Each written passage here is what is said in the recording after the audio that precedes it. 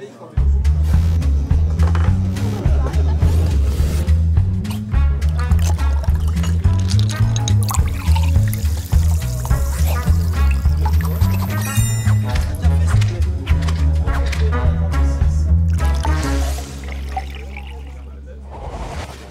Izabela Jordanovska, and I'm a linguist at the CNRS. I work in a project funded by the European Research Council in which I collect and analyze Macedonian folk tales.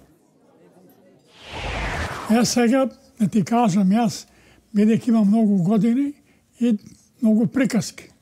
Една од приказките со една баба, дедо и едно петле. So today I'm going to be telling you about this language, Macedonian. It's a South Slavic language and it's spoken mostly in the country that we currently know as North Macedonia. Though, as you can see on this map, linguistic borders are more fuzzy than borders made by humans.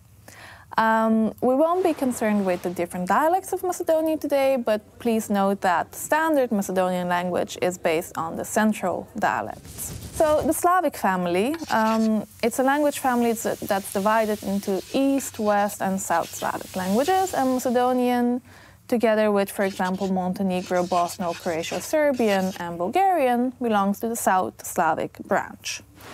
It has approximately 2 million speakers, and while most of them live in present-day North Macedonia, there's also notable diaspora in Australia and in the United States of America. So first, we're going to start with an easy example, which is the orthography. The Macedonian language is standardly written in the Cyrillic script. Most people know and love this script because Russian, the most famous or infamous Slavic language, is also written in it. But all of these Cyrillic alphabets have some letters in common. Some are the same as their Latin counterparts, such as A. Some are more exotic, such as je. However, all of the languages which use these alphabets have given their own twist to the orthography, and Macedonian has 3 unique letters we don't find in other Cyrillic alphabets. We have the z, the k, and the g. But that's just spelling. Let's get into really juicy stuff, which is grammar. So here's a quirky thing about Macedonian. It has tripartite proximity distinction on articles.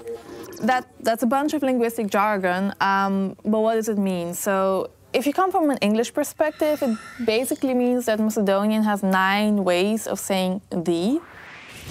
In Macedonian, if you want to say the woman, it is žena ta, in which žena is woman and ta is the.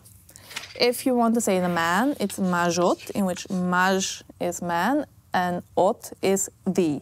If you want to say the child, neuter, you say dete to, in which dete is child and to is the. Okay, so Macedonian has at least 3 ways of saying the based on gender.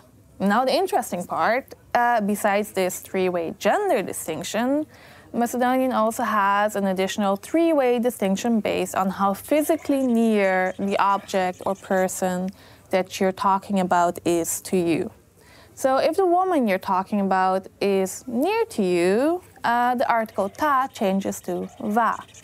If she's physically distant from you, it changes to na. This nearness versus farness distinction is referred to as proximity, and since there are 3 different dimensions to this proximity, we call it tripartite.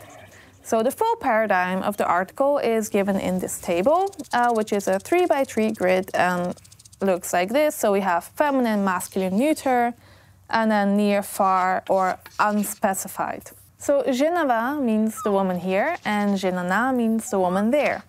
The only 2 other languages, as far as I know at least, which mark proximity in articles are Somali, spoken in Somalia, and Wolof, spoken in Gambia and Senegal. And all these 3 languages are not related at all. They just happen to share property which is rare. Now bear in mind that the marking of physical distance on certain words by itself is not rare. English does this with demonstratives. I have this cup near to me and that cup far from me. So if you compare this with features that humans can have, we could say that distance marking on demonstratives, this or that, is like having brown hair. It's common among many people which are not related to each other. Distance marking on articles is like having an extra rib. Like some people have it. it happens. It's rare.